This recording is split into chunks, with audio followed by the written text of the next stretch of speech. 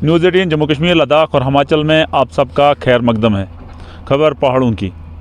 आज हम चालर के मकाम पे आए हैं, जो सब डिवीज़न का एक आखिरी गांव है, जहां जो उस पार जो है वो सब डिवीज़न ठाठरी आता है और इस पार जो है सब डिवीज़न गुंदो आता है। लेकिन इसके मकाम में एक ऐसा रोड निकला है जो अरसा 12 साल से जो बंद पड़ा हुआ था। इस रोड का नाम जो है वो काहरा टू चालर, और ये पहला ब्लेज का रोड होगा जिससे 2 सब डिवीज़न जो है कनेक्ट हो रही हैं। आप देख रहे हैं, हमारे कैमरामैन में आप कहता हूँ कि आप देख रहे हैं ये वाला एरिया, ये सब डिवीज़न ठाठरी का एरिया है। ये देखिए, ये बहुत सारी आबादी है और ये वाला एरिया जो है ये सब डिवीज़न गुंदो का है।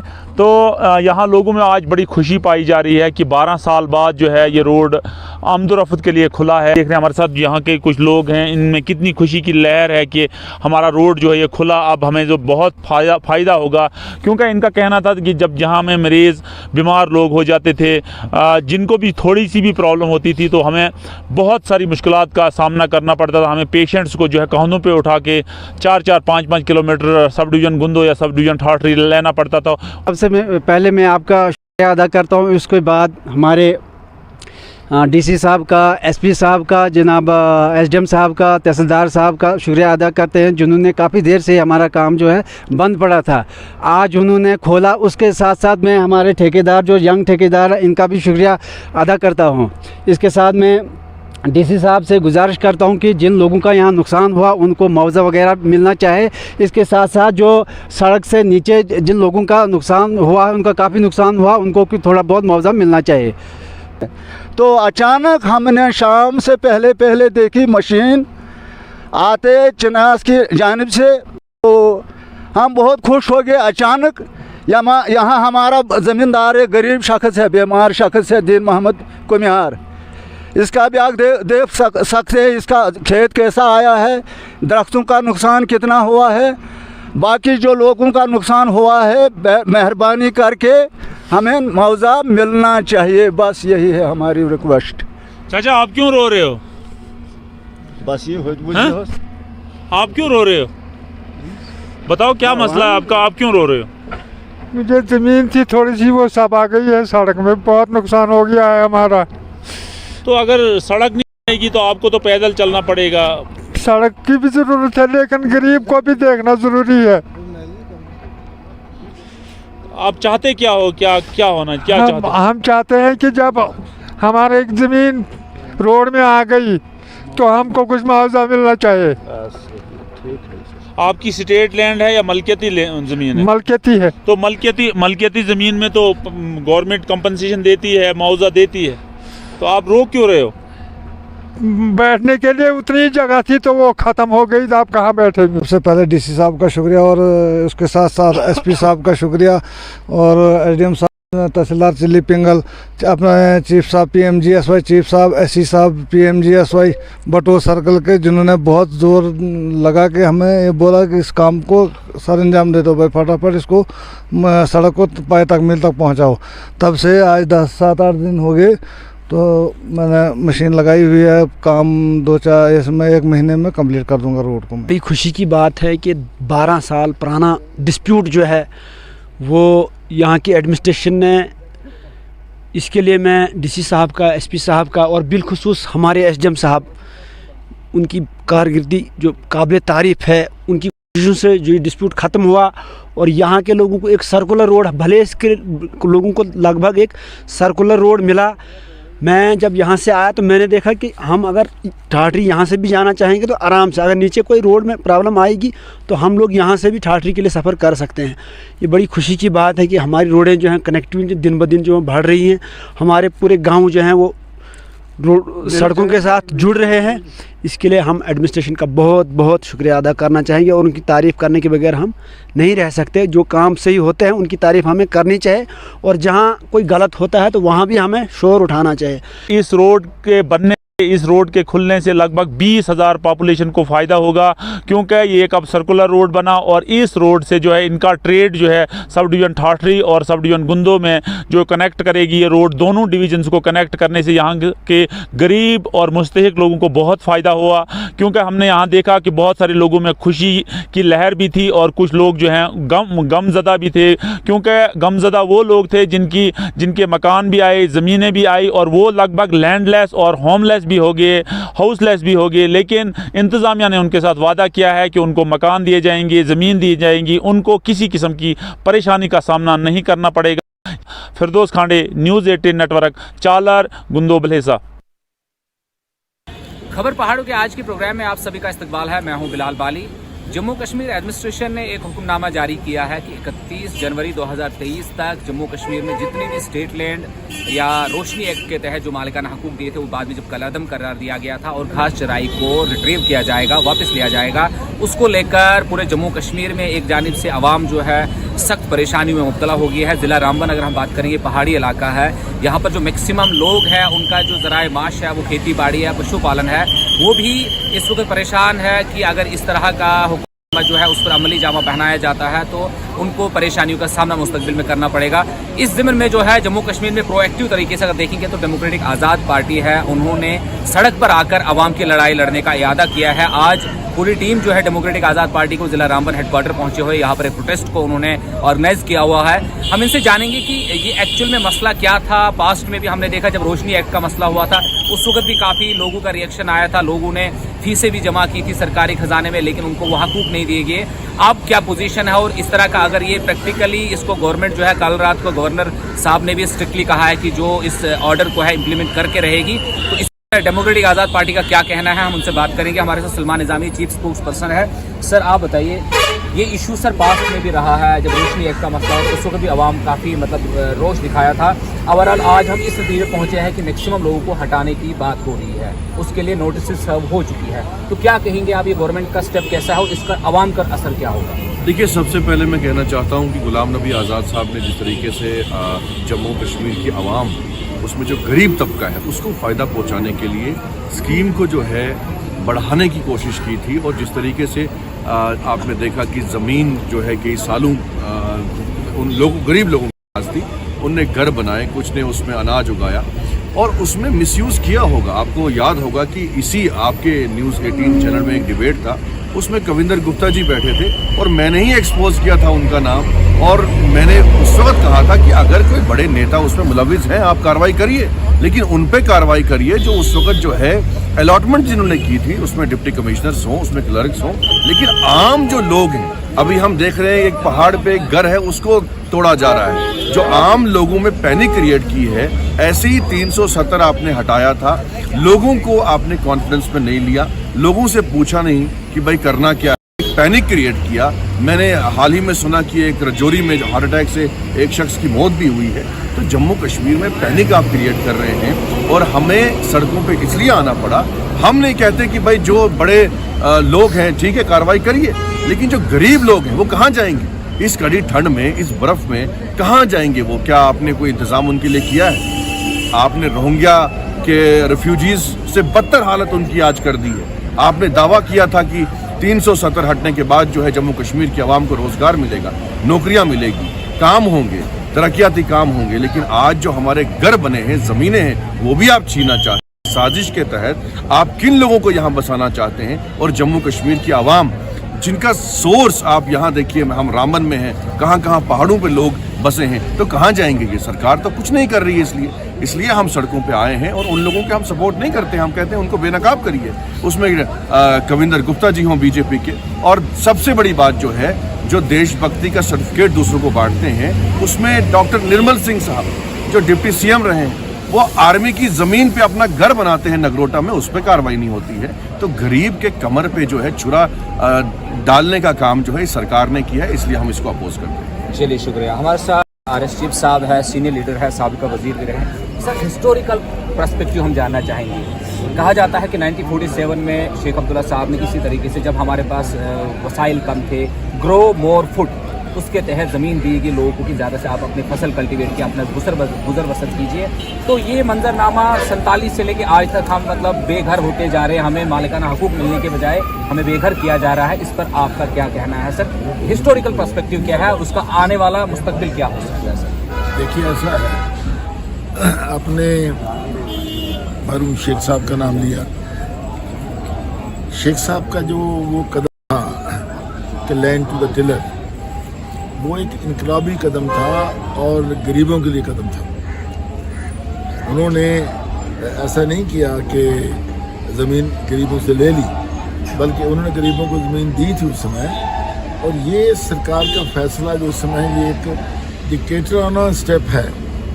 तो जनवरी के पहले हफ्ते में जो कदम सरकार सोचती है कि एक ऑर्डर निकलता है कि आपकी रोशनी के जो एक्ट था उसके मुताबिक जो उनको राइट्स वेस्ट किए गए थे लोगों को, गरीबों को, 2 कनाल, 2 मरले, 4 कनाल, 8 कनाल, और दूसरा घाचराई की जो ज़मीन है, और तीसरा स्टेट लैंड। देखो, इस बात को समझने की ज़रूरत है कि जनवरी के पहले हफ्ते में ऑर्डर होता है और कहते हैं 31 जनवरी तक सब मकान गिरा दिए जाएंगे, सारी ज़मीन ले ली जाएगी। ये बदकिस्मती है और मैं कहता हूँ कि इससे बड़ा फुलिश स्टेप जो सरकार का हो नहीं सकता। आपको याद होगा कि जब रोशनी एक्ट बना तो उस समय जनाब गुलाम नबी आज़ाद साहब इस रियासत के लिए हालत है, और उन्होंने जब ये देखा, क्योंकि इस पर उससे पहले बात चल रही थी सरकार में, तो सरकार के साथ जुड़े हुए थे, तो उन्होंने कहा कि वो जो गरीब लोग हैं जिनके पास थोड़ी थोड़ी ज़मीनें हैं, कुछ 60 साल से, 50 साल से, 100 साल से, तो उनको क्यों ना एक इज़्ज़त दी जाए कि इज़्ज़त से वो उसकी थोड़ी कीमत अदा करे, मालिक बन जाए उसमें। तो उन्होंने वो कदम उठाया। जहाँ तक घासराई का सवाल है, उसमें भी अगर किसी का इंतकाल हुआ है, गिरदावरी हुई है, देखिए, या अगर वो गलत हुई है तो एडमिनिस्ट्रेशन कसूरवार है उसमें, लेकिन उसमें भी साल से लोग चले आ रहे। इसी तरीके से स्टेट लैंड पर तो 80 साल से, 90 साल से, 100 साल से बैठा हुआ है। तो मैं समझता हूँ कि ये जो सरकार बनी 5 अगस्त 2019 के बाद यूटी बनी, इस यूटी बनने के बाद जो सरकार का रवैया रहा है, जो होम मिनिस्ट्री ऑफ इंडिया के नीचे काम करती है, यूनियन टेरिटरी, इनका रवैया कि लोगों को किस तरीके से क्रश किया जाए और यहाँ का सिस्टम कैसे बदला जाए, बाहर से लोगों को ला करके बदला जाए। तो मैं समझता हूँ कि इसके लिए डेमोक्रेटिक आज़ाद पार्टी ने, जो आज हम यहाँ आए हुए हैं, हमारे वाइस चेयरमैन ससूरी साहब हैं हमारे साथ, हमारे प्रोविंशियल प्रेसिडेंट जो किशोर जी हैं, हमारे चीफ स्पोक्स पर्सन निज़ामी साहब, और मैं जनरल सेक्रेटरी हूँ उस पार्टी का, और यहाँ जो हमारे अहदेदारान हैं, जो सीनियर मजदूर लोग हैं, अभी तक अभी हमारी पार्टी पूरी बनी नहीं है, फारूक साहब हैं, चौधरी फारूक साहब हैं, अरुण राजू जी हैं, ऑल दैट, जो लोग आज मेमोरेंडम देंगे, या दूसरे लोग यहाँ हैं सारे मिल करके, शकील सिंह जी हैं। और हम सरकार को ये बताना चाहते हैं, देखिए, ये सारी हमारी मुहिम पूरी रियासत में चल रही है। हर ज़िला में, ज़िला सतह पर हमने मेमोरेंडम दिया है। हमारा एक ही इस पर मेमोरेंडम का बात है कि ये तरीका गलत है, इसको अप्लाई ना किया जाए, हमारी ज़मीनें जो है वापस, किसी ज़मीन को हाथ ना लगाया जाए, कोई मकान ना गिराया जाए, और इस ऑर्डर को बिल्कुल वापस ले ली जाए। तो मैं ये कहना चाहूँगा कि हम ये जो खासकर रोशनी एक्ट था, ये आज़ाद साहब की देन थी गरीबों को, कि उनको मालिक बनाया उन्होंने, और आज ये सरकार उसे ले लेना चाहती है। इसलिए हम आज़ाद साहब की लीडरशिप में हमारी पार्टी जो है, हम आराम से नहीं बैठेंगे जब तक, हाँ, आवाम के साथ खड़े हैं, जब तक ये ऑर्डर वापस नहीं लिया जाता। और आज रामबन में हम आए हैं, आज रामबन में भी इस चीज़ को लेकर के बाकायदा राइटिंग में मेमोरेंडम डीसी को दिया जाएगा। यहाँ की जो हमारी लोकल लीडरशिप है, हमारी मौजूदगी में मेमोरेंडम दिया जाएगा, और आवाम की हम उनकी जो रहनुमाई करेंगे हम, और सरकार को सख्ती से कह देना चाहते हैं कि हम ये जो जुल्म आप कर रहे हैं, ये ऑर्डर को वापस लिया जाए, और हम आवाम के साथ हैं, आज़ाद साहब आवाम के साथ हैं। इंशाअल्लाह एक दिन आएगा, भगवान करेगा कि आज़ाद साहब की हुकूमत आएगी और ये रोशनी एक्ट दोबारा जो है रिवाइव किया जाएगा, लोगों की ज़मीनें जो है उनको वापस की जाएंगी। चलिए, बहुत शुक्रिया हमारे साथ बात करने के लिए। तो डेमोक्रेटिक आज़ाद पार्टी का यही कहना है कि ये फैसला है गैर मुनसिफाना है, उसकी वजह से अवाम में काफ़ी रोष है, काफ़ी परेशानी है। उम्मीद यही की जाएगी कि सरकार इस मसले को संजीदगी के समझेगी और इस फैसले को वापस करेगी या इस पर गौर व खोज करके इस फैसले को तब्दील करेगी। न्यूज़ 18 जम्मू कश्मीर लद्दाख हिमाचल के लिए रामबन से बिलाल बाली। खबर पहाड़ों की आज के शुमारे में हम भद्रवाह में मौजूद हैं। नाजरीन, स्टूडेंट्स को एनकरेज करने के लिए prime minister of India Narendra Modi ji का इनिशिएटिव परीक्षा पे चर्चा, जिसमें वो स्टूडेंट्स के साथ इंटरेक्ट करते हैं और अब की बार जो है वो परीक्षा चर्चा उसमें कुछ चीज़ें इन्वॉल्व की गई, उसमें पेरेंट्स, स्टूडेंट्स और टीचरों को इन्वॉल्व किया गया है। अगर हम बात करें भद्रवाह की, भद्रवाह एक पहाड़ी इलाका है, तो इस पहाड़ी इलाके में ये इनिशिएटिव यहाँ के स्टूडेंट किस तरीके से इसको देखते हैं। सबसे पहले हम कुछ स्टूडेंट्स हमारे साथ मौजूद, इनसे बात करेंगे। आपका नाम जानना चाहूँगा और आपको क्या लगता है कि ये जो इनिशिएटिव है प्राइम मिनिस्टर ऑफ इंडिया का, कितना एनकरेजिंग है आपके लिए और क्या कुछ कहना चाहते हैं आप? मेरा नाम मुसरत कौसर है। जो ये इनिशिएटिव है पीएम नरेंद्र मोदी जी का, ये बहुत ही हेल्पफुल है सब स्टूडेंट्स के लिए, क्योंकि खासकर जो पहाड़ी इलाका हैं वहाँ के जो बच्चे हैं वो बहुत ही नर्वस फील करते हैं एग्ज़ाम के टाइम में।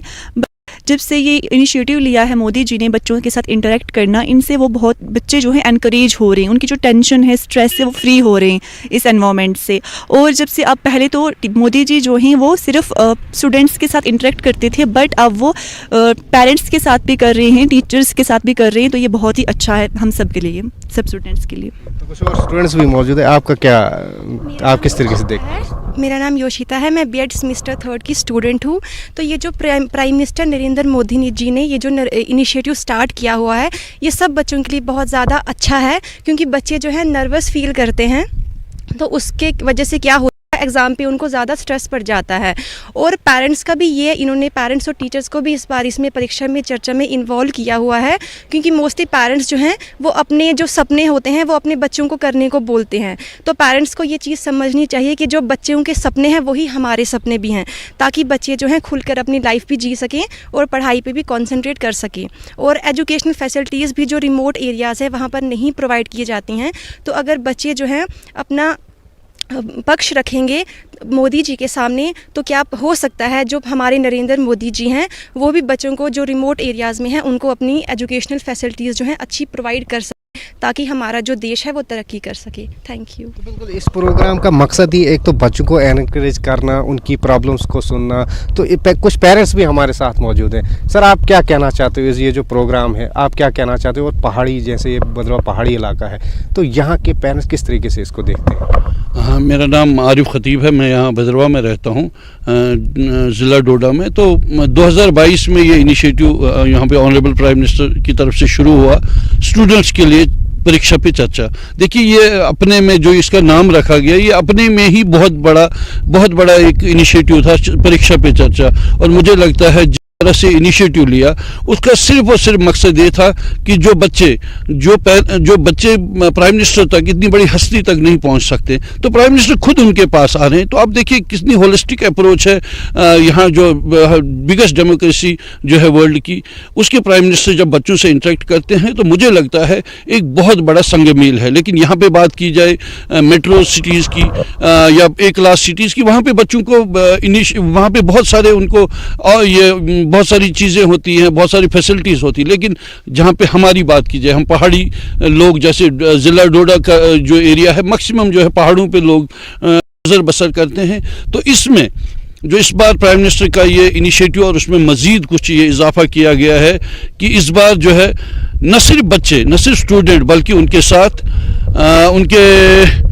उनके वालिदैन, उनके पेरेंट्स और उनके टीचर भी प्राइम मिनिस्टर के साथ इंटरेक्ट कर सकते हैं। और मुझे लगता है ये बहुत बड़ा एक कदम है प्राइम मिनिस्टर की तरफ से। और सब बच्चों को इस बार इस बात का बेसब्री से इंतज़ार था कि ये कब होगा। मेरा ये मानना है बहुत बड़ा इकदाम है और आने वाले वक्त में ये एक बहुत संगे मील का हामिल साबित हो सकता है। बिल्कुल, जैसा कि इन्होंने कहा कि ये एक बहुत बड़ा इनिशिएटिव है और इससे जो है स्टूडेंट को, पेरेंट्स को भी काफ़ी बूस्ट मिल रहा है। तो कुछ और स्टूडेंट्स भी आपका नाम जानना चाहूँगा।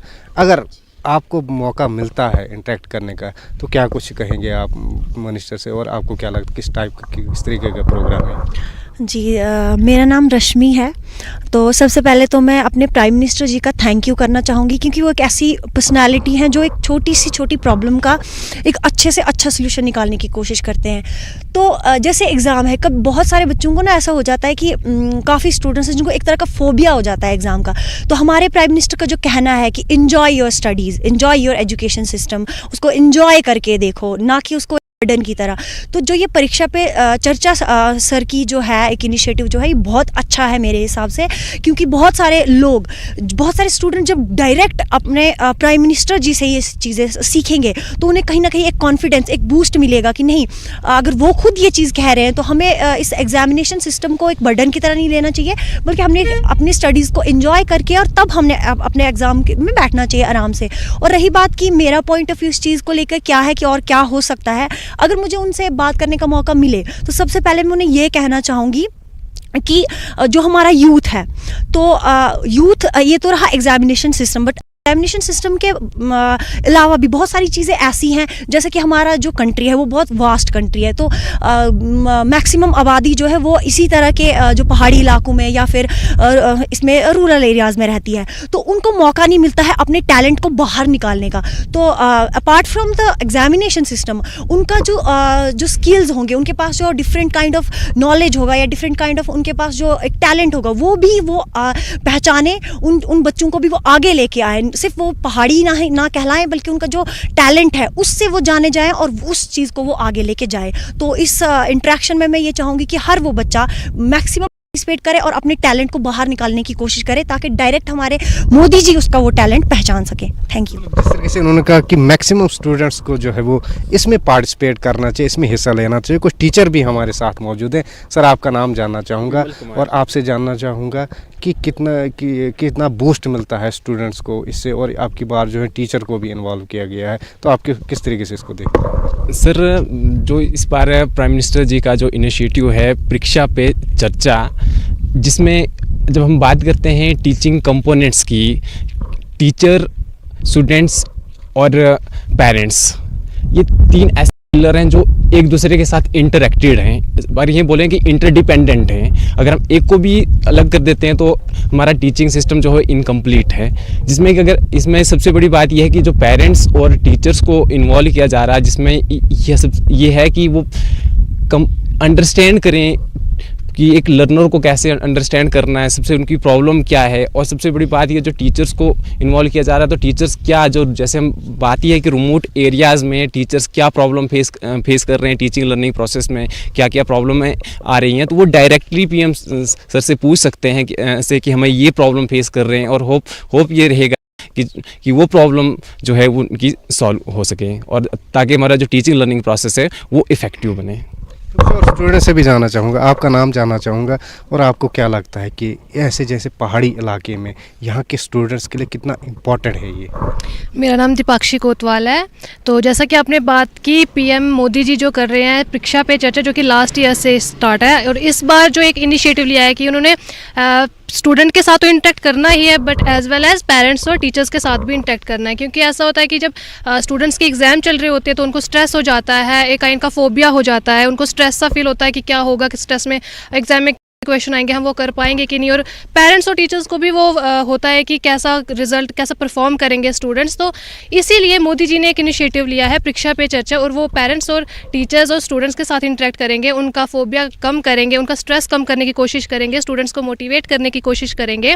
और जो स्टूडेंट्स का ये है कि पता नहीं कैसा परफॉर्म करेंगे, स्ट्रेस सा हो जाता है, तो वो भी दूर हो जाएगा। और बीइंग अ पहाड़ी स्टूडेंट ये बोलूँ तो यहाँ पर हमें कई चीज़ों की फैसिलिटी नहीं है, तो जो कि मेट्रो सिटीज़ में है। तो अब ये है कि हमें बर्फ़ की वजह से कई बार ये होता है कि नेटवर्क के इशू होते हैं, बड़ी सारी प्रॉब्लम जो हमें फेस करनी पड़ती है। तो जो क्वेश्चंस होंगे हमारे, जो हम नहीं भी पूछ सकेंगे तो वो दूसरे स्टूडेंट पूछेंगे, हमें वो होगा कि वो सॉल्व हो जाएंगे। जो मोदी जी का ये बहुत ही अच्छा इनिशिएटिव है, और हम उसके थैंकफुल है, मोदी जी के थैंकफुल है इस बात पे, परीक्षा पे चर्चा के लिए। Thank you.